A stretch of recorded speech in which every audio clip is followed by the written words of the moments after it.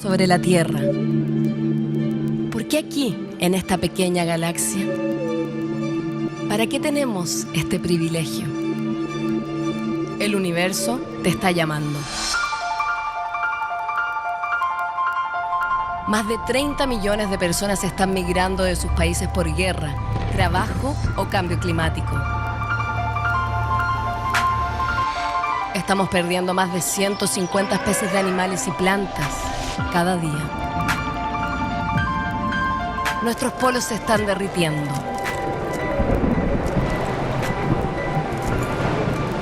Estamos buscando nuevos planetas habitables. Para 2050, tenemos que alimentar a 10.000 millones de personas. Hoy, las bacterias están curando el cáncer y construyendo materiales biodegradables. Los datos son el nuevo petróleo del mundo. Somos los protagonistas de la gran revolución de la sociedad del conocimiento. Los próximos 100 años pueden ser la mejor o la peor historia de la especie humana. ¿Qué futuro quieres construir? La vida te está llamando. Toma conciencia hoy. Congreso Futuro. Ideas para cambiar el mundo. Seguimos disfrutando de grandes expositores en esta tercera jornada de ciencia y reflexión. La medicina avanza cada vez más. Hoy en día es posible tratar enfermedades considerando nuestra información genética, regenerar tejidos o utilizar herramientas tecnológicas para realizar más y mejores análisis. Para conocer más acerca de estas posibilidades, comenzaremos la sesión Medicina a Medida junto a Molly Stevens, profesora de materiales biomédicos, Gabriela Repeto, directora del Centro de Genética y Genómica, Leming Shi, profesor y doctor en química computacional, y Jason Arora, experto en el cuidado de la salud pública. Dejamos con ustedes a Molly Stevens, profesora de materiales biomédicos y medicina regenerativa en el Instituto de Ingeniería Biomédica del Imperial College London. Reconocida por The Times como una de las científicas más importantes menores de 40 años, Molly recibió en 2010 el premio Polymer International IUPAC por su creatividad en la ciencia de polímeros, además del premio Norman Hitley por investigación interdisciplinaria de la Royal Society of Chemistry. Bienvenida, Molly.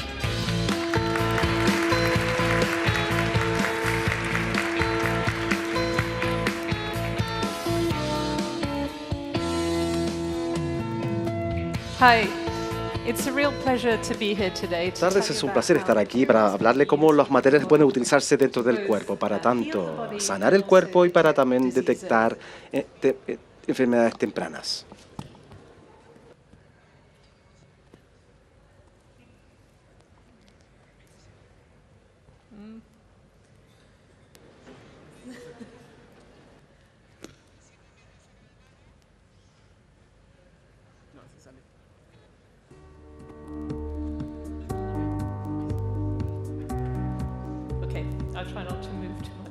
Trataré de no moverme tanto. Entonces es un placer estar acá hoy para hablarles sobre cómo podemos utilizar materiales para sanar el cuerpo y detectar enfermedades tempranamente. Diapositivas, por favor.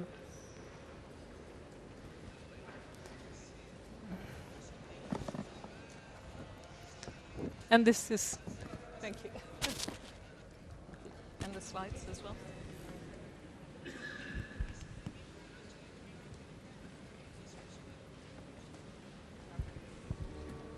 Can I have the slides? Oh.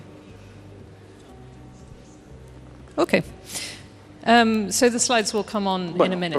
So I'm going to tell you a little bit about how we can think about podemos considerar el diseño de sistemas de materiales, ya que hemos sido bastante novedosos en la creación de esto en la historia. Si nos remontamos, podemos ver a los egipcios y considerar cómo utilizaban plantas para regenerar el cuerpo, creando suturas artificiales. También podemos considerar cómo los mayas utilizaban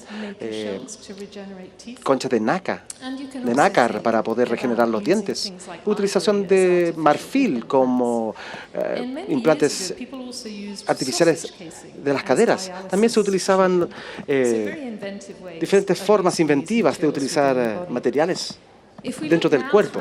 Ahora, si vemos el campo de la medicina regenerativa, los médicos o los científicos están buscando, verificando el cartílago, el hueso, diferentes aplicaciones, y para cada una de estas aplicaciones tenemos que considerar meticulosamente de cómo diseñamos el sistema de materiales, porque van a ser muy diferentes en todas estas sistemas de aplicaciones. Primero le voy a hablar cómo se considera la ingeniería de tejidos y cómo utilizamos materiales para este campo. Dentro del rubro de ingeniería del tejido, lo que hacemos es tomamos un sistema de materiales, diseñar su compuesto químico, su estructura tridimensional, y luego se puede crear células madres del paciente, generarlos en el laboratorio y colocarlos nuevamente en el cuerpo para reparar el sistema de tejidos. Tengo muchas diapositivas, pero no se ven, pero voy a continuar. Una de las cosas que sí hicimos hace muchos años, cuando aún estaba estudiando en MIT, con el profesor Shastri en Langer, decidimos simplificar este enfoque de ingeniería de tejidos. En vez de hacer que las cosas crezcan en los laboratorios, diseñamos materiales muy simples, pero los inyectamos directamente al cuerpo. Lo inyectamos en un lugar muy específico también. Todos tenemos un tejido que se llama periósteo en la parte externa de nuestros cuerpos óseos, y está muy vinculado con el cuerpo subyacente, con el hueso subyacente. Y lo que hicimos es desarrollar formas de poder ingresar por debajo de ese tejido y crear un espacio artificial entre el tejido y el hueso subyacente, inyectar nuestro sistema de biomaterial, y luego creó un ambiente perfecto para que muchas células se multipliquen y crean nuevos huesos que podemos utilizar para el trasplante. Cuando hicimos eso, no teníamos que agregar ningún tipo de factores de crecimiento complejo, y pudimos generar uno de la cantidad más grande de huesos reportada en la literatura hasta entonces. Avanzando, podemos considerar diferentes cosas, diferentes formas. Una de las cosas que generalmente se hace cuando se diseña o se puede imprimir diferentes, ustedes conocen las impresoras 3D, ¿verdad? Y se puede hacer para que los poros sean suficientemente grandes para que los vasos sanguíneos pueden crecer en estas estructuras como al formarse nuevo tejido. Y debido a que estos poros son bastante grandes, estos son andamiajes de microporos, y lo que se hacen, la célula, aunque es tridimensional, la célula lo considera como una superficie en forma de curva bidimensional. Entonces lo aplana y adopta una forma no biológica. Otro enfoque donde se puede salir de esto es diseñar un material con ninofibra dimensiones, o sea, fibras muy pequeñas que encapsulan en 3 dimensiones las células y le otorgan mucha información, y se puede visualizar esas células cambiando de forma. Y esta es otra forma de considerar la medicina regenerativa. Sería maravillosa si me da diapositivas, porque ahí se podrían ver, porque hay imágenes maravillosas de las cosas que estoy mencionando acá. Un material que quisiera hablar es una tecnología completamente nueva que hemos desarrollado en nuestro laboratorio. Esto es una tecnología que llamamos una tecnología de nanoagujas. Si hacemos superficies inteligentes donde hay agujas muy pequeñas, cientos de agujitas muy pequeñas, comparado con el tamaño de una sola célula, y podemos hacer que estas células crezcan por la superficie, sobre la superficie, una célula que parece que aterriza sobre un bosque, y todas estas agujitas individuales ingresan a la célula, y se ingresa a la célula en cientos de píxeles o de resoluciones. Esto se puede utilizar en aplicaciones muy interesantes. ¿Hay alguna forma de poder ver las diapositivas, por favor? Bueno, voy a continuar. Entonces, en ese tipo de aplicaciones, lo que podemos hacer, por ejemplo, es utilizar estas agujas para entregar in vivo, para tener acceso al músculo con modelos preclínicos, y podemos cargar las agujas con pequeña cantidad de fármacos muy potentes. Y en algunos de nuestros experimentos tomamos nuestras agujas agujas, los cargamos con estos fármacos, lo colocamos sobre el músculo por un par de segundos, lo retiramos y podemos entregar pequeñas cantidades de esta medicina que puede ayudar con la creación de nuevos vasos sanguíneos. Muchos de estos. Este tipo de tecnologías son muy nuevas. No están preparados para el uso clínico, sin embargo, son muy emocionantes en términos de su potencial. Otra área que podemos considerar y el uso de ello es en el área de detección de tumores. Entonces, uno de los problemas cuando las personas están extrayendo un tumor, al retirarlo, el cirujano, es muy difícil para el cirujano visualizar, distinguir entre un tejido sano y tumoroso.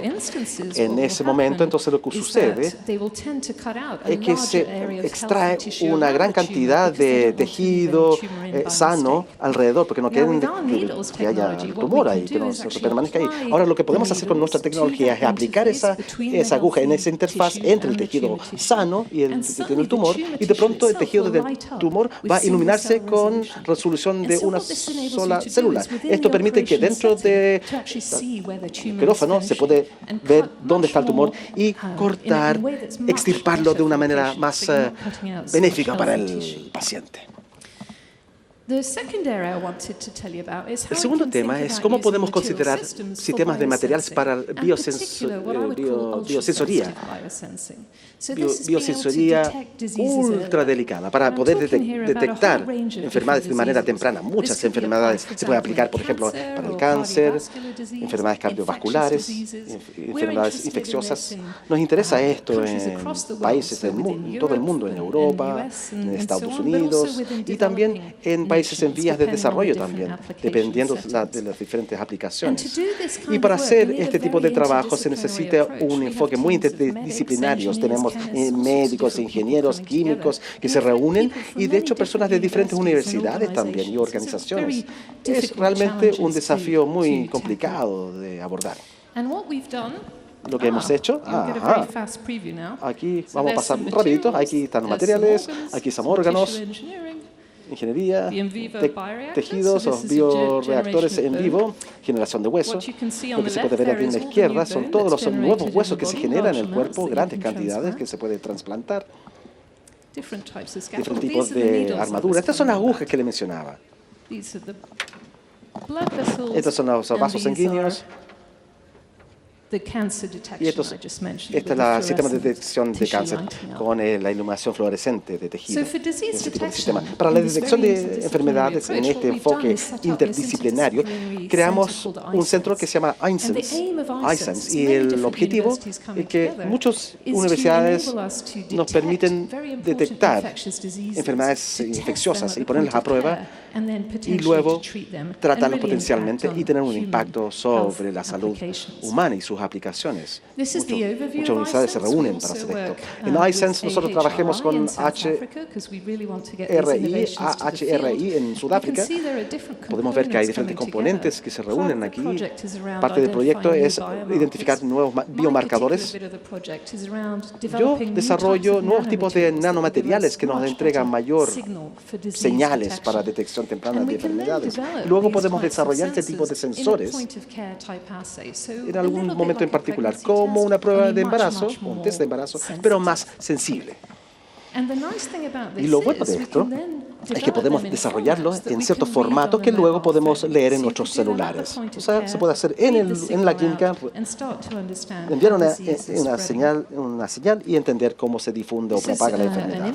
Aquí hay una imagen que se puede ver de una de las pruebas que hemos desarrollado y cómo lo podemos leer en nuestro celular. Y hay diferentes aplicaciones que luego nos cuantifica cuánto de la enfermedad o de los biomarcadores de la enfermedad está presente. Y podemos detectar de varios niveles de enfermedades. Voy a terminar hablándoles sobre algunas aplicaciones. Nos motivó bastante realizar trabajo donde pudiésemos entender cómo se está propagando el ébola. Entonces, tomamos algunas pruebas, fuimos a Uganda. Este es un proyecto muy colaborativo, se publicó la semana pasada, de hecho, y lo que hicimos fue desarrollar estas pruebas para poder tomar una pequeña muestra de sangre del paciente y luego utilizarlo para determinar qué cepa del virus, qué cepa de ébola habían padecido estos pacientes. Podemos distinguir con alta sensibilidad entre 3 diferentes cepas del virus y leerlo en nuestros celulares para poder así generar un mapa para comprender mejor cómo se propagan estas enfermedades dentro del campo. Bueno, este tipo de aplicaciones es sumamente importante indicar si alguien tiene, o que nos muestre si alguien tiene ébola o no, sobrevivientes de ébola, pero comprender qué está sucediendo con estas enfermedades, cómo se están propagando y cómo podemos utilizar esa información para detener la propagación. Aquí es muy diferente. Otra tecnología clínica, esta es una tecnología que nos emociona mucho, ha sido desarrollado y ahora es, bueno, la prueba es una prueba de proteína, la más nueva del mundo, de hecho. Y aquí esta es una prueba, nuevamente, es como la prueba de embarazo, o el test de embarazo, pero aquí utilizamos ingeniería muy inteligente. Utilizamos partículas muy pequeñas de material inorgánico que se llama nanocatalistas artificiales. Son enzimas artificiales para poder atacar el bioseñales. Y aquí se puede amplificar la señal tanto, se puede ampliarlo para detectar pequeñas cantidades de proteína asociado con el virus VIH. Entonces se puede utilizar este tipo de enfoque para que nos diga de diferentes rangos del virus, pero también concentraciones del virus que son más pequeñas que de lo que se puede hacer en este momento con test comercialmente disponibles. Entonces se ha hecho prueba en hospitales de Londres y en este momento se está aplicando en terreno en Sudáfrica con nuestros colaboradores en lugares como Somkhele, la clínica Somkhele. En esta breve charla espero que le haya dado una visión general de cómo considerar sistemas de materiales de maneras muy creativas para sanar el cuerpo y también detectar las enfermedades mucho más tempranas. Muchas gracias. Agradecemos a Molly Stevens, profesora de materiales biomédicos y medicina regenerativa. 7 días, 70 horas de transmisión y 130 de las mentes más desafiantes de todo el mundo se unen para imaginar y reflexionar sobre el futuro del planeta. El mayor encuentro de ciencia e innovación de América Latina. Congreso Futuro, ideas para cambiar el mundo, del 15 al 21 de enero. A continuación, invitamos a pasar al escenario a Gabriela Repeto, médico cirujano de la Pontificia Universidad Católica de Chile. Gabriela dirige el Centro de Genética y Genómica de la Facultad de Medicina en la Universidad del Desarrollo y actualmente trabaja en la integración de la genética y genómica como un eje transversal, investigando también sobre factores modificadores de condiciones genéticas. Dejamos con ustedes a Gabriela Repeto. Ahí veo un poco mejor.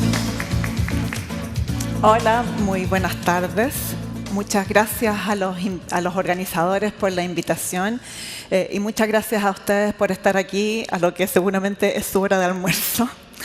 Entonces vamos a continuar hablando sobre medicina a la medida o medicina de precisión o individualizada o personalizada. Y antes de partir, ¿qué quiere decir esto? ¿Qué queremos decir cuando hablamos de medicina de precisión?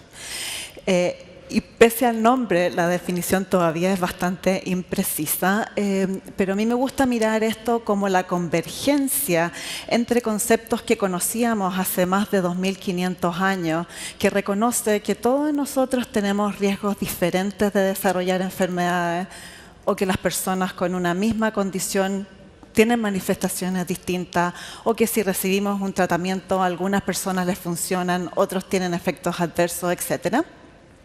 Y ese concepto conocido se ha unido hoy día con las grandes herramientas de la genómica, de poder mirar todos nuestros genes, los genes de los microorganismos que cohabitan con nosotros, nuestros hábitos, nuestro estilo de vida, los registros que llevamos de nuestra actividad física, etcétera, y juntar todos esos datos que son muchos y variados para generar algoritmos que permitan tomar decisiones que sean más precisas para cada persona. el tratamiento adecuado para la persona adecuada, en el momento adecuado, en la dosis adecuada. Entonces, históricamente, bueno, no sé dónde está el... ¿Apareció? No. Bueno, entonces, históricamente nosotros hemos trabajado con... para allá. Hemos trabajado con medicina de talla única, con promedios, ¿cierto?, de dar a todas las personas que tienen la misma condición o el mismo riesgo las mismas medidas. Después hemos entendido que podemos estratificar ciertos tipos de enfermedad o características demográficas, edad y género para tomar decisiones terapéuticas, pero de nuevo hoy día podemos de nuevo con estas herramientas, sobre todo de genómica, tomar decisiones que sean más específicas para cada persona. Entonces, la medicina de precisión ha tenido impacto en muchas áreas, las principales están listadas ahí, y hay otras, por supuesto, en desarrollo, pero un tema importante ha sido cáncer, con mejores diagnósticos y mejores estrategias terapéuticas, farmacogenómica, de la cual escucharemos al Dr. Xi en un rato más, que es también utilizar información genética para desarrollo de medicamentos y también para indicar medicamentos y sus dosis a las personas. Enfermedades multifactoriales como hipertensión, depresión, diabetes, etcétera, y ver qué personas están más en riesgo, cuáles son las estrategias para poder precisar mejor estrategias de prevención o de terapia. Y el otro gran tema es el de las enfermedades raras o poco frecuentes, al cual yo me voy a referir con más profundidad en los siguientes minutos. Entonces, muchos de ustedes están pensando en ese nombre, qué tema más raro y específico. Y les quiero recordar algunas caras de personas que sufren o han sufrido enfermedades poco frecuentes que hemos visto en los medios en el último tiempo. Y vemos aquí el dolor de familias con niños con enfermedades graves en busca de soluciones que parecen alejadas, fuera del alcance, en una situación de sentir que uno no tiene respuesta. Y también, por supuesto, familias que no vemos en los medios, que tienen estas mismas luchas, que tienen que vender sus casas, etcétera, para poder acceder a terapias para sus familiares. Entonces, ¿qué son las enfermedades poco frecuentes? Ahora mirado desde la mirada más macro, la definición son aquellas condiciones que tienen una frecuencia de menos de 1 en 2.000 personas. Eso quiere decir en Chile que cualquier condición para la cual haya menos de 8.000 personas más o menos con ese diagnóstico lo consideraríamos una enfermedad poco frecuente. La gran mayoría afecta a niños, son de inicio precoz y causan también muerte temprana o discapacidad importante. Y la verdad es que no son pocas las enfermedades poco frecuentes. Se estima que son alrededor de 8.000 condiciones distintas. Si lo ponemos en perspectiva, la clasificación internacional de las enfermedades, el catálogo que usamos en los médicos, tiene alrededor de 14.000 condiciones distintas. Y ahí están listadas solamente unas 500 enfermedades poco frecuentes y el resto está en otro catálogo que se llama Orphanet. Entonces, si juntamos estos dos, nos podemos dar cuenta que más o menos 1/3 de las enfermedades que afectan a la especie humana son enfermedades poco frecuentes. Y más o menos el 80% de ellas son de causa genética. Y el resto son habitualmente enfermedades del sistema inmune, algunos cánceres poco frecuentes, algunas infecciones poco frecuentes. Entonces, si bien cada una de estas enfermedades tiene baja frecuencia en la población, como lo dice el nombre, la Organización Mundial de la Salud ha estimado que más o menos el 6 a 8% de la población podría sufrir una enfermedad poco frecuente a lo largo de su vida. Y si eso lo extrapolamos a la población chilena, querría decir que 1 millón de personas podría tener alguna de estas condiciones. Nosotros decimos no es raro tener una enfermedad rara. Entonces, ¿qué queremos decir cuando mencionamos que la genética es una de las causas principales de las enfermedades poco frecuentes? Lo que ustedes ven en este gráfico es como una gradiente en la cual uno podría colgar cualquiera de estas 20.000 enfermedades existentes. A la izquierda ustedes, aquellas que tienen una causa fundamentalmente genética, a la derecha las que la causa son fundamentalmente ambientales, y en el medio la mayoría de las condiciones que nosotros conocemos, que llamamos multifactoriales, porque requieren factores genéticos, ambientales, el azar, etcétera. Entonces, las condiciones más genéticas a la izquierda se deben a diferencias genéticas que son menos comunes en la población, pero que cuando están presentes, la chance de que esa persona desarrolle esa condición es muy alta. Y en cambio, las enfermedades multifactoriales, los factores genéticos están distribuidos muy ampliamente dentro de la población, son muy comunes los factores de susceptibilidad, pero son factores de riesgo, factores de susceptibilidad, no son causas suficientes para desarrollar la enfermedad. Entonces, a lo que nos vamos a seguir refiriendo, entonces, son a las condiciones que están al lado izquierdo de esa barra. Ahora, ¿qué es lo que les pasa a las familias con estas condiciones? Y les pasan muchas cosas, pero una de ellas es lo que nosotros llamamos la odisea diagnóstica, que significa voy al doctor con mis síntomas que son crónicos, debilitantes, etc. El doctor me pide exámenes, yo vuelvo con los exámenes están todos normales y seguimos en esta ronda una y otra vez. Y esto para las personas con enfermedades poco frecuentes puede durar décadas y puede no acabar nunca. Y si bien durante ese periodo esas personas pueden tener tratamientos relacionados con sus síntomas, no sabemos cuál es la causa y no podemos entonces utilizar herramientas que sean más específicas, más precisas, más a la medida de esa condición. Entonces, déjenme contarles algunas de estas odiseas de nuestra familia. Esta es una familia que nosotros vimos en el Hospital Padre Hurtado, en la comuna de San Ramón, alrededor de 15 años atrás. Esto es lo que nosotros llamamos una genealogía, así representamos los genetistas, las historias familiares. Y consultaron 3 generaciones al mismo tiempo, una abuela con sus 3 hijos y un nieto, porque tenían no una, sino que 2 enfermedades poco frecuentes. Las personas que están marcadas en rojo tenían múltiples pólipos en sus intestinos, que son tumores que inicialmente son benignos, pero esta familia tenía miles y cuando esto sucede, las chances de desarrollar cáncer son muy altas y de hecho la abuela, cuando nosotros la conocimos, ya tenía cáncer de colon. Y además de eso tenían otra condición en la cual se afecta la conexión entre las venas y las arterias y esto produce alteraciones en la piel, sangrados de narices que son tan graves que las personas tienen que tener transfusiones por sangrado de narices y también alteraciones en la conexión, en la circulación de los pulmones que afectan la oxigenación de la sangre. Y eso también tiene otro nombre raro que se llama telangiectasia hemorrágica hereditaria.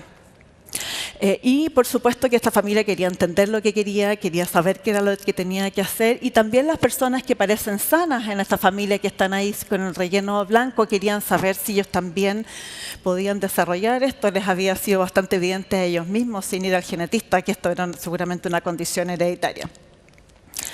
Entonces fuimos a buscar la causa y en esa época ya se conocían genes que producen poliposis familiar y genes que producen telangiectasia hemorrágica hereditaria y fuimos a buscar ahí y, sorpresa, no encontramos nada. Y mientras hacíamos esta búsqueda, nos cayó la teja de que los genes involucrados en estas 2 enfermedades, los 2 eran parte de un proceso en común que regula cómo crecen las células, cómo proliferan. No voy a dar detalles, pero se llama la vía de TGF-beta, entonces era obvio ir a buscar ahora en algún otro miembro de ese proceso y así fue como que encontramos mutaciones en un gen que se llama SMAD4 que nunca se habían visto antes y que era un punto en común en estos 2 procesos y podía explicar entonces que esta familia tenía una condición y no 2. Entonces, entonces esto tuvo implicancias para la familia porque pudimos saber exactamente quién tenía y quién no, quién tenía riesgo de desarrollar cáncer de colon. Entonces, en vez de hacer las medidas usuales para la población, tenían que tener pesquisa mucho más dirigida con colonoscopías. Lamentablemente, algunas personas tuvieron que resecar un pedazo del colon. Y también para las personas, el alivio para las personas que no tenían síntomas y querían saber cuál era su estado. Esto también generó información no solo para esa familia, sino que para toda la comunidad mundial que tenía o poliposis o telangiectasia hemorrágica hereditaria, para los cuales no se había identificado la causa. Aquí surgió una causa nueva y además también criterios para sospechar cuando, teniendo una enfermedad, tenía que ir a sospechar la presencia de la otra y hacer terapias más a la medida de esa condición. Y para la investigación y desarrollo también, entonces, esto contribuyó a comprender mejor una enfermedad y también a desarrollar terapias específicas que, si bien todavía no existen, nosotros esperamos que las futuras personas no necesiten sacarse su colon, ¿cierto?, para prevenir el cáncer, sino que podamos tener medidas más precisas. Y esto no es solo para estas familias, sino que esta misma vía TGF-beta ahora sabemos que tienen rol en muchos otros cánceres, particularmente el cáncer de colon no hereditario. Eso es lo que nosotros llamamos aproximación de gen candidato. Tenemos una hipótesis y vamos a buscar ahí. Pero con toda humildad tenemos que reconocer que la mayoría de las veces nuestras hipótesis o no las tenemos o están totalmente equivocadas, ¿ya? Y hoy día entonces tenemos otras herramientas que nos permiten ir a buscar en todos nuestros genes la causa de estas enfermedades poco frecuentes y también de las enfermedades multifactoriales. Entonces, esta es una figura que muestra cómo ha ido bajando el precio de leer un genoma completo, los 3.000 millones de letras a lo largo de los últimos 15 años. Entonces, si bien el año 2000 secuenciar un genoma humano en realidad costaba más de 100 millones de dólares, hoy en día este costo, no en Chile lamentablemente, pero sí en países desarrollados, es menor a $1.000. Entonces ha convertido esta tecnología en mucho más accesible, no solo para investigación, sino que también para uso clínico, ¿ya? Entonces, este es como el equivalente de este Ferrari que costaba $400.000 el año 2000, costara 40 centavos de dólares hoy día. Y les digo a los amigos de la Ferrari que la genética los ha hecho mucho mejor que ustedes. Ahora, las preguntas que uno se hace, ¿es necesario secuenciar todos los genes? Y la verdad es que sí es posible, eso es ideal de hacer. Sin embargo, también sabemos que tenemos estrategias que son más acotadas.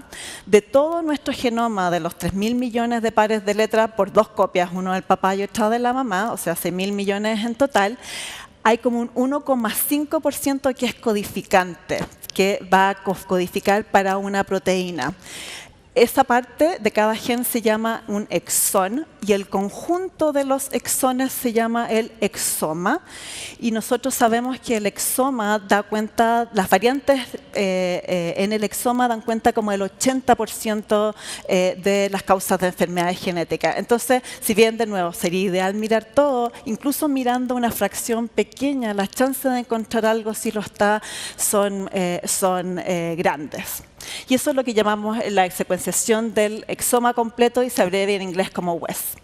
Entonces, déjenme contarles otra odisea que usa estas nuevas herramientas. Y este es un niño en Estados Unidos, en Milwaukee, que alrededor del año y medio de edad desarrolló una enfermedad intestinal gravísima, con inflamación, con abscesos, infecciones, con perforaciones, y se le hizo lo que sabíamos hacer en esa época, que era también resecar pedazo de colon, sacar pedazo de colon y seguir sacando, lo cual causó importantes consecuencias nutricionales y hospitalización por muchísimos meses, y se buscó la causa y no se encontró nada, hasta que alguien decidió utilizar estas herramientas nuevas y se secuenció el exoma de este niño y se encontró una variante en un gen que se llama SIAP, no vamos a entrar en detalles, pero que es un regulador de la inmunidad. Y este gen nunca se había visto involucrado en enfermedades del intestino, pero sí causa enfermedades de la sangre, que también tienen un nombre raro. Y cuando son severas, se habían empezado a mostrar que respondían a trasplante de células madre. Y eso fue lo que se ofreció a este niño. Y a las 6 semanas estaba en su casa comiendo de nuevo y haciendo vida normal. Entonces aquí yo creo que este es uno de los ejemplos que más ilustra el poder de esta medicina a la medida. Sacábamos un pedazo de colon y ahora eso, una enfermedad intestinal, la cambiamos entonces por una terapia que involucra un trasplante de células troncales que jamás se nos hubiera ocurrido con las herramientas usuales. Entonces, la genómica ha ayudado cualquier cantidad a descubrir nuevos genes causantes de enfermedades raras. Este es un gráfico del número de enfermedades raras o poco frecuentes nuevas que se han ido describiendo. Entonces, antes del proyecto del genoma humano, que lo marqué yo ahí con una barra, era más o menos 10 a 20 enfermedades nuevas al año. Durante el proyecto Genoma Humano, esa velocidad aceleró hacia un poco más de 100 causas de enfermedades poco frecuentes al año, y con estas nuevas tecnologías que llamamos secuenciación masiva, alrededor de 200 o 300 condiciones nuevas por año, y todavía quedan muchas por descubrir. Entonces, muchos países se han dado cuenta de la gravedad de este problema y la importancia, y también de la disponibilidad de mejores herramientas. Y aquí les muestro logos de algunos países que tienen ahora estrategias de genómica destinadas para resolver esta odisea diagnóstica y hacer mejores recomendaciones terapéuticas para los pacientes, las personas con enfermedades poco frecuentes. Inglaterra, Estados Unidos, Australia, hay en Japón, en China, en Estonia, etc. Y también hay redes y los datos de cada país convergen a las redes internacionales que están abajo, redes de enfermedades no diagnosticadas, para generar conocimiento que sea útil a las personas y disponibles para toda la humanidad, porque tal vez tenemos una familia en Chile, pero la siguiente familia está en Tailandia.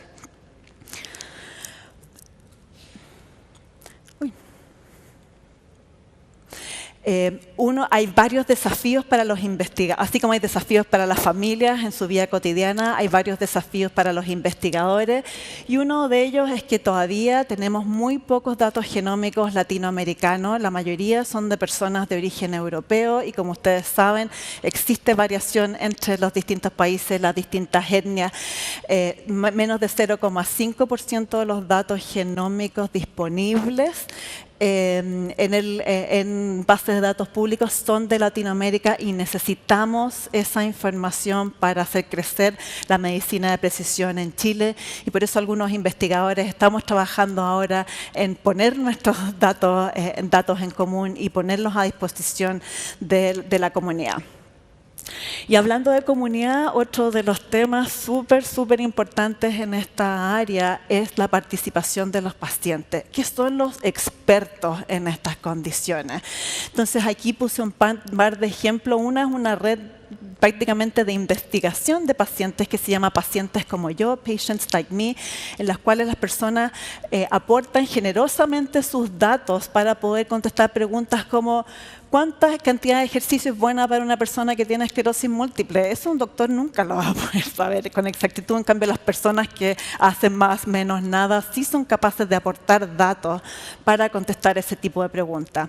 Y en Chile tenemos una agrupación de familias, la FECHERO, Federación Chilena de Enfermedades Raras, que han puesto este tema, lo han hecho público, son los que más tienen datos de quiénes son, a dónde están las familias, y contribuyen con registros que nos permiten entender la magnitud del problema, y lo hacen con cualquier cantidad de generosidad, porque ustedes se imaginan que teniendo un hijo así de grave, estarse preocupando de datos para políticas públicas es un tremendo esfuerzo. Entonces, mis mensajes finales, espero haberlos convencido de que pese al nombre, las enfermedades poco frecuentes son un tema de relevancia por su número y por su gravedad. La mayoría de las escuelas de medicina o de escuelas de profesionales de la salud en general desincentivan en pensar en estas condiciones. Uno siempre tiene que pensar en las cosas más comunes. Y uno de los lemas es cuando uno escuche galope, el ruido de galope, piense en caballos, no en cebras. Y lo que queremos poner aquí en evidencia es que las cebras existen y tenemos que también estar conscientes para considerarlas. La genómica entonces tiene herramientas que han ayudado con diagnóstico, con entender los mecanismos y producir también terapias que nunca se nos hubieran ocurrido de otra manera. Y que tal como es el lema de este congreso, entonces este es un tema para que tenemos que tomar conciencia y también abordar conciencia, y no solo las clínicas y laboratorios, sino que las ciencias sociales, las políticas públicas, etc. Entonces la tarea acá, es cierto, es que es introducir más medicina a la medida en Chile, de tal manera de poder aliviar la odisea diagnóstica y dar mejores respuestas a estas familias en situaciones graves. Y para los que quieran seguir involucrados, el último día de febrero, así que a veces cae en 29 de febrero, es el Día Mundial de las Enfermedades Raras. Arriba está el póster del año pasado. El lema era: con investigación las posibilidades son ilimitadas. Acaba de salir este fin de semana el póster para este año, que es el miércoles 28 de febrero del día. Yo me atreví a traducir el lema, no está oficialmente traducido, pero es: muestra tu rareza, muestra que te interesa. Muchas gracias. Agradecemos a Gabriela Repeto, directora del Centro de Genética y Genómica de la Universidad del Desarrollo. Estamos perdiendo más de 150 especies de plantas y animales cada día. Los datos son el nuevo petróleo del mundo. Nuestros polos se están derritiendo. Estamos buscando nuevos planetas habitables. Los próximos 100 años pueden ser la mejor o la peor historia de la especie humana. ¿Qué futuro quieres construir? Toma conciencia hoy. Congreso Futuro. Ideas para cambiar el mundo. A continuación recibimos a Leming Shi, doctor en Química Computacional de la Academia China de Ciencias de Beijing. Leming es profesora en la Escuela de Ciencias de la Vida de la Universidad Fudan de Shanghái, donde estableció un centro de farmacogenómica. Su trabajo busca potenciar la medicina de precisión para el diagnóstico temprano del cáncer y la creación de terapias personalizadas. Bienvenido, Leming.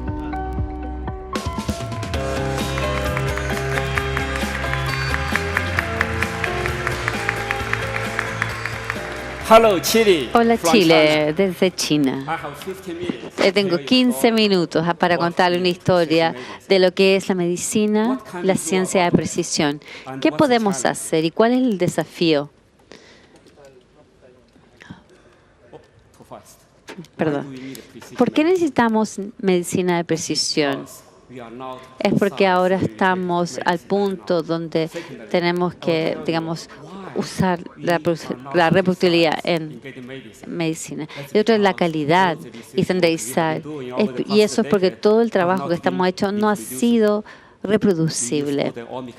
Usamos tecnología del... Él explica lo que es el concepto OMIC, pero yo voy a compartir con ustedes lo que estamos haciendo en términos de estandarización, control de calidad, hacer medicina de precisión, no solamente un sueño, sino una realidad. Bueno, ustedes pueden ver estas cifras. La mayoría de las personas que toman un medicamento, una droga, piensan que van a ser curadas, pero desafortunadamente no es la realidad. En promedio, solamente 50% de las personas pueden ser beneficiadas de un tratamiento de droga que estén tomando. Y no estoy acá para hacer y si no quieren ser paciente de cáncer que es sea solamente parte del 25% que sea beneficiado del tratamiento. Eso significa que el 75% no recibe un beneficio al tomar un medicamento determinado. Y la razón es porque no sabemos diferenciar un buen paciente de un mal paciente. Un buen paciente son aquellos que se benefician de un tratamiento específico. Es un buen, hay eficacia. Y si no es posible, además no tienen efectos secundarios. Pero en la situación actual, gran parte o mucha gente no solamente no reciben beneficios, sino tienen una serie de acciones de efectos laterales. No creo que sería bueno estar en ese lado de ser un paciente que no recibe los efectos adecuados, pero además no se mejora. Y es porque no sabemos diferenciar uno de otro en todo el desarrollo de condiciones preclínicas. Además hicimos algunas pruebas animales, pero a través de distintas fases, fase 1, fase 2, fase 3, fases clínicas, este tipo de medicina de precisión ha costado bastante dinero, se ha demorado unos 10 años en llegar al punto que está. Químicos como yo necesitamos sensibilizar sobre los componentes antes que sea una persona con suerte pueda pasar por todo el proceso con la aprobación del FDA, y la aprobación regulatoria. Eso significa que llegar al punto de descubrimiento puede ser raro, al punto de que aplicar esto. Por eso son muy caras las medicamentos, especialmente en estos tratamientos. Y eso es una barrera. Además de llevar una droga, fabricar, manufacturar una droga, un tratamiento de droga, una droga, y llevarla al mercado, puede haber aún está la posibilidad que existan efectos secundarios. ¿Por qué? Porque en las pruebas clínicas solamente 100 personas son incluidas en las pruebas clínicas, pero las drogas, una vez que se distribuyen, hay miles de pacientes que van a tomar y van a hacer uso de ese medicamento. Y ahí está el problema. Hicimos una prueba clínica en 100 personas. Quizás presentan la media de las pacientes, pero sigue habiendo un elemento de desconocimiento. Por eso, aunque las distintas agencias que resguardan, el uso de los medicamentos, aún así tienen que hacer uso de ciertas drogas que generan y se han demostrado tener efectos secundarios importantes. Pero se debe porque a los humanos somos muy distintos, entre uno y otro somos muy distintos.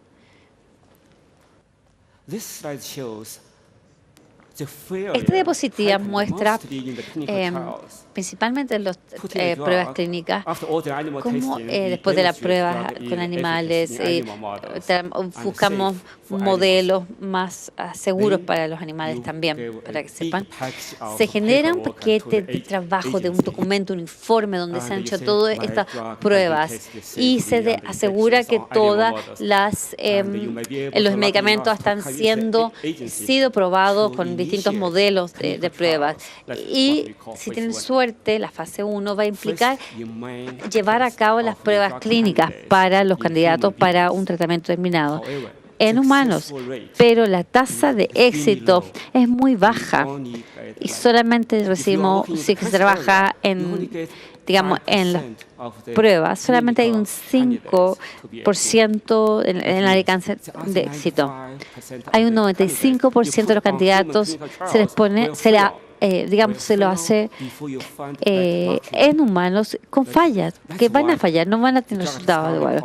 Por eso es muy caro este proceso de prueba, incluso en las pruebas clínicas iniciales. Y específicamente no sabemos cómo diferenciar un componente de otro. ¿Cuál va a ser el mejor? Si tuviésemos mejor forma de distinguir un componente del otro, quizás habría mayor y hacerlos pasar por todo ese proceso clínico para demostrar la eficacia y la eficiencia, tendrían suerte porque el desarrollo del proceso pensamos que va a ser mucho más corto y obviamente los costos se van a abaratar. Por eso, 16 años atrás, yo compré, digamos, me fui de China a Estados Unidos para ver con una empresa, con el doctor Luo, que sigue siendo una empresa. Me fui a trabajar y apoyarles. Después de bastantes años, me fui de la empresa porque mi señora quería volver a Estados Unidos. Esto fue cuando dije China. Pero tuvimos suerte porque después de 12 años pudimos poner esta droga para el cáncer, ser aprobada por el FDA. Siguen llevando a cabo las pruebas clínicas en distintos países, pero tenía miles de pacientes vivos que se habían logrado mejorar. Eso para mí fue gratificante. Mi trabajo de 16 años atrás eventualmente fue beneficioso para las personas. Ahora, el enfoque que hicimos con se llama la genómica, digamos, viendo las distintas interacciones con un candidato químico, con una información genómica distinta, y viendo cómo estos químicos, la información o la compilación de datos genómicos difiere entre un paciente y otro. Por eso pudimos realizar a cabo, digamos, este desarrollo. Si tienen suerte, tendrían el compuesto o seleccionado para pruebas clínicas. Y aquí pueden haber dos posibilidades. Una, buenos pacientes podrían tener buenos resultados, otros no, incluso desarrollando efectos secundarios. Entonces la pregunta que se pueden hacer pruebas para diferenciar los tipos de pacientes. ¿Por qué hace una respuesta X teniendo la misma enfermedad o síntomas? Y esto es uno de lo que es mi área de trabajo, dice medicina de precisión. Antes se llamaba, y la otra área es farmacogenómicas. Estamos tratando de tener esta información de los terminados en ómicos sobre los pacientes, involucrando al paciente como individuo, usando muchas estadísticas, muchas medidas. La inteligencia artificial trata de coordinar y codificar la relación entre la información farmaconómica junto con el modelo de medicina de precisión. Este modelo, si funciona, podemos usarlo para predecir un futuro paciente y cómo va a responder a un tratamiento, ya sea favorable o desfavorablemente. Si el paciente hubiese sido de parte de uno de estos grupos, hubiesen podido o que no desarrolle efectos, que desarrolle efectos secundarios, no le debemos dar esa droga al paciente. Entonces depende probablemente del paciente la respuesta. Bueno, este es el concepto básico de medicina de precisión, pero la idea o el desafío es en el fondo el modelo o el biomarcador para esto requieren ser predecibles. Eso significa que ustedes pueden hacer predicciones más precisas, no solamente para terapias, incluso para medicina china o hasta la medicina tradicional. Tenemos muchas formas de analizarnos o comportarnos según nuestra genética, nuestro genoma y cómo los transcriptomes funcionan, al igual que las proteínas. Podemos incluso ver la situación generando una serie de datos para cada paciente, ya sea en una prueba determinada inicial o pruebas de una medicina terminada. Eso genera muchas oportunidades, pero también desafíos. Las oportunidades nos van a permitir, diferenciar cómo la estructura química interactúa con un individuo, siendo una serie de datos el individuo. individuo. Se pueden averiguar la relación para buscar la estructura química junto con, digamos, la información genómica específica. En nuestro ámbito de trabajo hemos hecho mucho avance basados en las pacientes, perfiles genéticos de pacientes de cáncer y datos de específicamente con genomas específicos. Se han hecho drogas, se han diseñado y los compuestos químicos de las drogas específicamente, y esto hemos avanzado año a año desarrollando cada mes esta área, que ha sido muy bueno. También podemos darle algún de rotulación específica como ventajas que tiene el FDA para otorgar alguna, digamos, asociación de ciertos efectos secundarios con alguna droga. Bueno, nuestra área no tiene mucho dinero para desarrollarse, pero en el fondo como el FDA para aprobar cientos de drogas en forma simultánea. Pero ¿por qué nuestra baja proactividad con la cantidad de drogas o biomarcadores? ¿Por qué no han sido tan voluminosos como nos hubiese deseado? La razón aquí es porque no tenemos la reproductibilidad en nuestra área para cuantificar y, digamos, clasificar la información genómica. Si no tenemos buenos datos genómicos como la X muestra, aunque tengamos información buena de fenotipo, nos va a costar mucho ver la informática de los bioinformáticos, y es un proceso que tenemos que desarrollar. Quiero mostrarles algunos de los otros ejemplos de por qué ha tenido baja reproducibilidad en nuestra ámbito. Pero aquí podemos ver que cuando se analizan dos grupos, tenemos que tener son dos grupos iguales, pero en la realidad solamente hay 20% es igual. El otro 85% del dato que también es parte del resultado, va a depender de quién analizó el dato. Ese es uno de los problemas que nos enfrentamos en nuestra área. También tenemos que usar ADN del paciente con una medicina o con una droga específica, pero va a depender también de un 25%. Quien tome la droga va a depender los resultados de dónde se analizaron los datos y quién los interpretó en forma clínica. Entonces, hay muchas formas de analizar un dato y aún estamos determinando cuál es la mejor forma. En esto han pasado 15 años. Hemos dedicado mucho tiempo abordando las distintas cientos de organizaciones, 300 científicos, para ver estos temas. No podría ahora darles en detalle, pero hemos trabajado arduamente. Pero en lo subyacente hemos encontrado que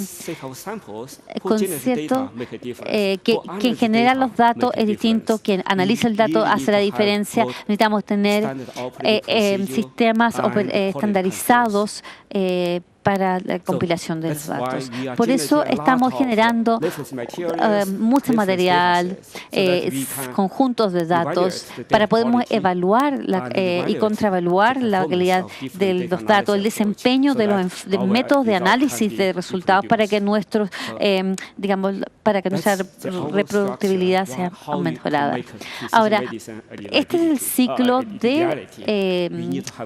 tenemos el enfoque hacia la medicina de precisión. Tenemos que tener buena información fenotípica, también buena información genómica y distintos tipos también para el flujo, por ejemplo, los genomas, los transcriptónicos, los proteinómicos, también los abdómicos, y así. Esos son los datos de alta calidad. Ahora, el dato grande, los grandes datos, las grandes bases de datos, tienen que ser de buena calidad, estandarizado y también respondiendo hasta, digamos, a poder trabajar esta área, buscando nuevas barreras, empujando las barreras de diagnóstico, también para poder predecir de alguna manera, prevenir, monitorear la resistencia que puede existir con ciertos fenotipos.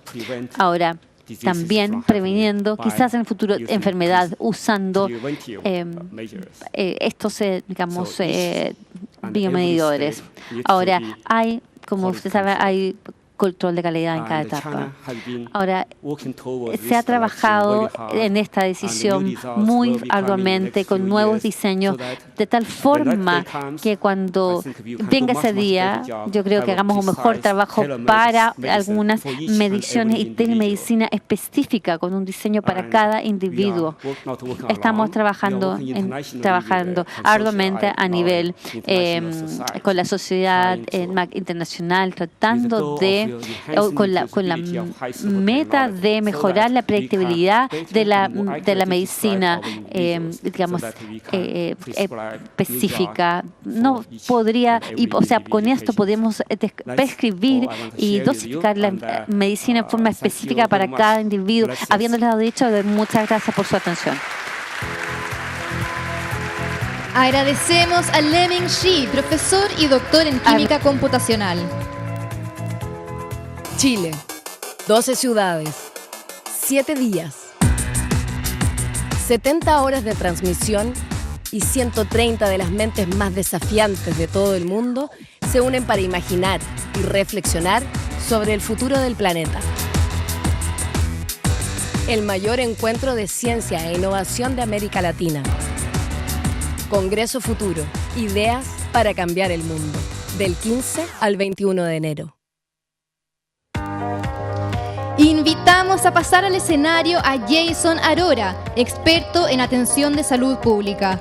El trabajo de Jason se enfoca en entregar buena atención médica al costo más bajo posible y ha inspirado a gobiernos, hospitales y compañías de ciencia a adoptar prácticas médicas basadas en valores. Bienvenido, Jason.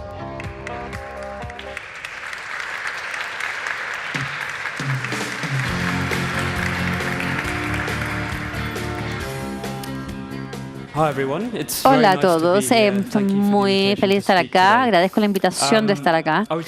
Quería hacer una consulta primero. ¿Cuántas personas en la sala están involucradas en en el área de salud, de alguna forma u otra?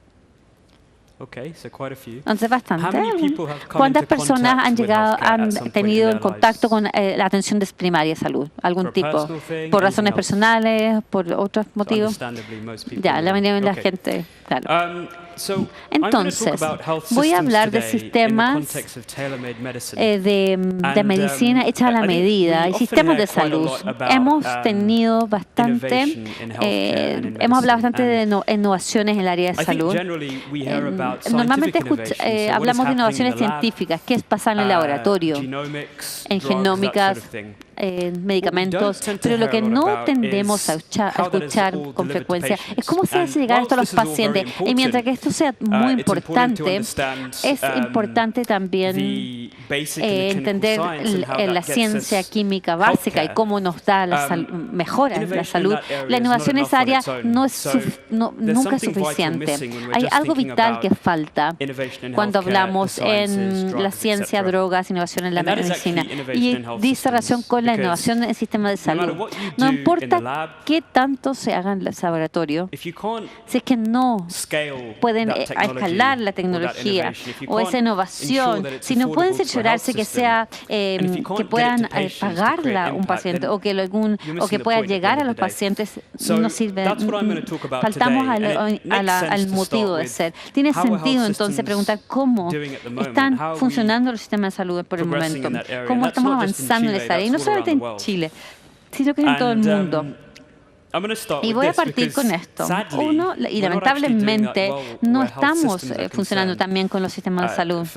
Para quienes trabajan en el área de salud, saben lo que quiero decir cuando estamos en una perfecta tormenta. Y hay un motivo detrás de esta situación. El sistema de salud y la salud, la atención es cada vez más cara. Requiere atender a ciertas necesidades. Tenemos una población mayor, que hay más cantidad de gente que está creciendo. La gente está empezando a vivir más tiempo por mejores sistemas de salud, mejor higiene, mejor calidad de vida, etcétera, etcétera. Y hay un aumento de lo que se llama enfermedades crónicas, enfermedades que la gente vive con ellas en casa y con un tratamiento largo. Hay un aumento en cosas como diabetes, obesidad, enfermedad del corazón, cáncer. Pero también hay una falta de acceso que puede también ser, uno, porque es muy caro, porque efectos geográficos no pueden llegar a sistemas de salud cercanos. Y pueden haber distintos motivos. Estos temas significan que estamos gastando mucho en salud, mucho más de lo que hemos, costeado en anterioridad. Y el problema se debe es que si se pone más dinero al sistema, hay más resultados, mejores resultados. Desafortunadamente eso no es lo que ha sucedido. Hemos puesto bastante dinero, pero no se está traduciendo a mejores resultados para los pacientes. Entonces puedo mostrar un ejemplo. Bueno, pero nos dice lo que pasa. Si vemos la línea roja, eso nos dice la expectativa de vida de distintos países en las OECD, siendo Chile parte de este grupo de países. Podemos verlos abajo. Y las barras verdes son el porcentaje de su ingreso de GDP, el ingreso gastado en salud. No hay correlación entre la cantidad de dinero gastado y las expectativas de vida en estos países. Y pueden ver que al extremo izquierdo, Estados Unidos gasta 20% de su Producto Interno Bruto y Turquía 5%, y la expectativa de vida es casi la misma. En Chile gastamos 8,5% en la mitad, pero hay una tendencia en aumento en todo esto. Pero esto es un tema. Se están gastando más en un sistema sin mejores resultados. Tiene que haber un problema en la forma que se está gastando el dinero en la salud. Y esto aquí es donde nos podemos preocuparnos, porque la cantidad de dinero gastada está de alguna manera afectando al Producto Interno Bruto de cada país. Estamos gastando dinero más rápidamente de poder ganarla. Y estos son algunos ejemplos de Estados Unidos a Europa, donde podemos ver, y en Chile, en 1995, acá gastábamos 5% del GDP, ahora es casi 8,5%, la tendencia es la misma en todas partes. Entonces, esto nos preocupa, porque como todos sabemos, los recursos son limitados, todo es un intercambio. Y esto va a ser más positivo, o sea, va a mejorar. Por lo menos es lo que podemos intentar hacer, pero a medida que gastemos más, lo más probable es que suceda es que se va a empeorar un poco en el sistema actual, el sistema de salud. ¿Por qué tenemos menos recursos y recursos que están disminuyendo a medida que gastamos más? Estamos tratando de dar distribuir estos recursos que son, digamos, menos recursos con poblaciones que crecen, y lo que más probable que va a pasar es que baja la calidad. Segundo, porque no hay recursos, no se puede expandir la salud y darle acceso a más gente. El Reino Unido y Chile y otros países tienen sistemas de salud globales, universales, pero la mayoría de los países, en muchas partes del mundo, no lo tienen. Más allá de eso, si empezamos al acceso, problemas de acceso de geografía, por tener la posibilidad de comprar dinero, acceso a la medicina. Y, por ejemplo, ahora la innovación, si no hay fondos, no hay dinero, no se puede invertir en innovación. Por lo tanto, lo que estamos viendo es donde los sistemas de salud no pueden pagar o costear innovaciones disponibles y no están llegando haciendo llegar a los pacientes. Entonces, estamos dirigiéndonos genéricamente a un sistema de salud de pobre calidad y solamente buena para algunos selectos. Están pensando, bueno, ¿qué estamos haciendo? Bueno, las buenas noticias es que sí, hay una solución. Hay muchas soluciones que las personas están intentando, y les voy a contar de una de estas hoy en día. Demos un paso atrás, tratemos de analizar el problema. Es como industria única, a nivel básica tiene una serie única de elementos. Necesitamos proporcionar salud a todos en algún minuto de su vida. En algún punto de la vida todos necesitamos atención. Entonces, ¿quién ha estado en contacto con el sistema de salud? Seguro, pensé que todos iban a levantar la mano, porque todos han ido a ver un doctor. Y si no han ido, todo el mundo iba a ir a verlo. Entonces tenemos que proporcionar esto para todos, toda la población en el planeta. Esa salud tiene que ser, atención de salud tiene que ser de alta calidad, porque es un habilitador para el resto de lo que hacemos en la vida, la comunidad, las familias, el trabajo. Y tenemos que hacer esto con recursos limitados o finitos. En un país donde tienen que gastar dinero en transporte, educación, etcétera, todo es una compensación, tienen que ser inteligentes cómo usar los recursos. Eso ya es difícil y es un problema único en sí. Pero todos tienen que tener acceso, tienen que ser de buena calidad y todos tienen que ir con una serie de recursos limitados. Ahora, hay dos variables en la pantalla. Una es calidad y la otra son recursos. Si tomamos estas dos variables, veamos cómo resolver el problema. Sustituimos por calidad por resultado, porque eso es calidad, el resultado es lo que le importa a los pacientes finalmente. Y sustituimos recursos por costo. Solamente para el efecto del análisis. Llegamos a lo que decimos valor. Un sistema de salud basado en el valor, donde el resultado dividido por costo. Lo que le importa es el resultado, lo que le importa al paciente dividido por el costo para lograr eso. Entonces, es el resultado por dólar, por euro, por la moneda que haya sido gastada. ¿Qué es lo que está recibiendo por ese dinero gastado? Si es una empresa de medicina, una universidad, un centro de investigación, un hospital, lo que sucede es que todos trabajan en sus esquinas y solamente se reúnen para negociar cuando requieren hacer negocio. Hay esfuerzo de colaboración entre academia, entre industria, entre académica, pero hay mucha tensión, no hay confianza y eso es un desafío en sí. Entonces el valor es algo que une a todos porque nos enfoca en los resultados, que es la idea de estar ahí ante todas las áreas. También en investigación, aborda el área de investigación. No hay seres en el área de medicina que no entiendan esto que en el fondo es necesario. Pero esto es extremadamente simple. Para que suceda, se puede complicar bastante. Requiere de cambios en cómo operan culturalmente los autos mejor que la salud. Y el cambio es difícil también iniciarlo en esta área. Pero lo que tenemos que, entonces estamos hablando de dos baldes de datos. Esos son los datos y la parte técnica, donde está, y la asociación, donde están los datos, es que es el motor sobre el cual funcionan los salud. Eso es la evidencia sobre la cual podemos mejorar los sistemas de salud. Y cuando hablo de partnerships, asociaciones, hablo de aquellas cosas que reúnen distintas partes interesadas buscando con objetivos comunes, buscando valor en los resultados. Entonces, ¿qué quiero decir con datos? Generando los datos adecuados sobre cuál pueden actuar los sistemas de salud. El tema es que no siempre medimos resultados, el desempeño en salud muy bien. Y donde están medidos no están estandarizados y hay distintas metodologías. Entonces, el desempeño se mide en forma distinta en los sistemas de salud a lo largo del mundo. Entonces, lo que tendemos a medir son los procesos. Eso sí, indicadores de rendimiento o de desempeño, que en realidad no nos dicen cómo lo hacemos. Es un proxy, si se puede decir de una manera. Entonces, para destacar lo que quiero decir, es al mano izquierda podemos ver 2.000 distintos indicadores de rendimiento para la salud. 2.000 series.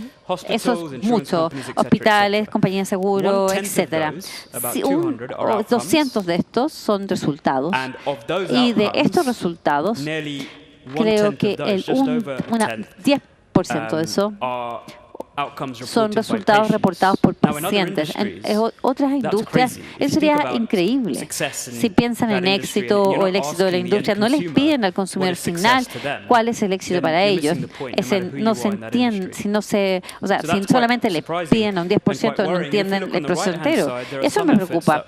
A mano derecha hay esfuerzos donde se está tratando de tener serie de datos basados en los pacientes para asegurarse que el éxito de la salud sea de perspectiva del paciente. Entonces, como la calidad de vida, funcionalidad, poder jugar después con los hijos, después de una cirugía de la rodilla, poder volver a trabajar, control de síntomas. Eso no se está midiendo en forma rutinaria, en forma diaria. Cuando nosotros tengamos que avanzar, tenemos que ver los datos más en detalle, en forma granular. Cuando hablo de seguridad del paciente,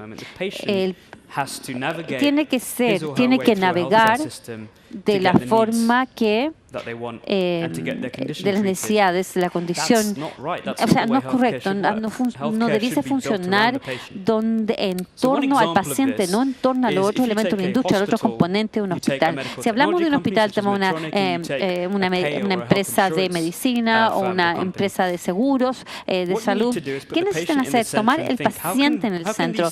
¿Cómo estos tres actores o partes interesadas pueden reunirse en torno con su inteligencia, con su experiencia, con su trayectoria para hacer lo mejor para el paciente? Aunque no lo crean, así no funciona el sistema de salud. Pero digamos que una compañía de tecnología trabaja en un hospital y dice, vamos a entregar este resultado a un costo más bajo, vamos a lograr esta propuesta de valor y vamos a poner todas nuestras competencias para lograr esta propuesta de valor. Tenemos tecnología, datos, servicio de entrega, paciente, tenemos todos los elementos necesarios para poder entregar mejor valor. Y después decimos que una empresa segura paga por el resultado de salud. Cambia el juego, ¿no es cierto? Lo que está sucediendo, todos los actores de parte interesada están siendo incentivizados. Hay un incentivo para el resultado final, no por entregar más servicio, más cirugía, más droga, más medicina, que así funciona. Se está incentivando para, le va a pagar si es que entregan los mejores posibles resultados para el paciente. Es no lo que sucede en el momento, pero imagínense si fuese así, los cambios que tendríamos en la innovación en el sistema de salud, en las investigaciones. Y esto obviamente encaja con una visión más amplia donde campañas de reembolso basado en pacientes o basadas en torno a la necesidad del paciente en sí. Si empezamos a hacer las cosas de esta forma, pensamos que vamos a estar en aguas más tranquilas. Y si comparamos un enfoque donde estamos tratando de abordar innovaciones en ciencias, en químicas, en medicina, en digital, trabajamos con genómicas, con drogas nuevas y vemos cómo se le va a entregar esto a los pacientes, viendo los distintos niveles y fases para, digamos, mejorar el sistema, y los esfuerzos están siendo llevados a cabo en este momento y creo que vamos a llegar a ese punto. Muchas gracias. Agradecemos la participación de Jason Arora, experto en atención de salud pública. Agradecemos también a Molly, Stevens, Gabriela y Lemming por sus ponencias. No olviden unirse a la conversación con el hashtag Congreso Futuro 2018 y seguir nuestra transmisión streaming en www.congresodelfuturo.cl. Ahora los invitamos a una pausa y volvemos a encontrarnos a las 15 horas con el panel El Océano, la Patria de Todos. Estamos perdiendo más de 150 especies de plantas y animales cada día. Los datos son el nuevo petróleo del mundo. Nuestros polos se están derritiendo. Estamos buscando nuevos planetas habitables. Los próximos 100 años pueden ser la mejor o la peor historia de la especie humana. ¿Qué futuro quieres construir? Toma conciencia hoy. Congreso Futuro. Ideas para cambiar el mundo. ¿Qué futuro queremos construir? Es la gran pregunta que nos hacemos en este Congreso Futuro, en la tercera jornada de Congreso Futuro 2018. Hoy en la mañana no ha sido la excepción de este Congreso en términos de la cantidad de ideas que se ponen en nuestro marco ahora a propósito de las presentaciones que tuvimos. Esta mañana tuvimos la presentación de Fritjof Capra. Él es el fundador del Centro de Ecolateralidad de Berkeley. Usted dirá, ¿qué es eso? Bueno, en realidad no importa mucho qué es exactamente. Lo interesante es que él mira el mundo de una forma sistémica. Él es físico, pero se ha planteado grandes preguntas de la vida, ha utilizado mucho de lo que se ha creado aquí en Chile en materia de pensamiento, principalmente asociado al mundo de la biología. Ha sido cercano a Humberto Maturana y a Francisco Varela y a las teorías que ellos mismos han impulsado, y gracias a ella ha desarrollado su propia postura respecto de cómo en el mundo deberíamos tratar de aprender de esta mirada ecosistémica para poder también resolver problemas mucho más grandes como todos los que tenemos hoy día en el planeta.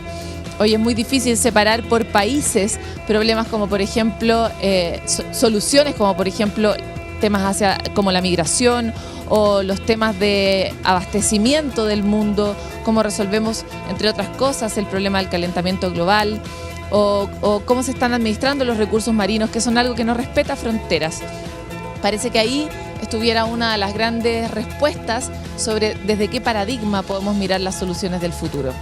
Además, esta mañana hablamos de medicina personalizada, la terapia genética, el desarrollo y la evolución de la genómica ha permitido que la medicina también vaya hacia las cosas más específicas y pueda descubrir ciertos misterios, como por ejemplo, por qué algunas personas reaccionan bien a ciertos medicamentos y otras que tienen el mismo tipo de enfermedad no reaccionan de la misma forma. ¿Qué posibilidades tenemos también de desarrollar con nuestro propio cuerpo nuevos biomateriales que tengan menor resistencia dentro de nuestro organismo?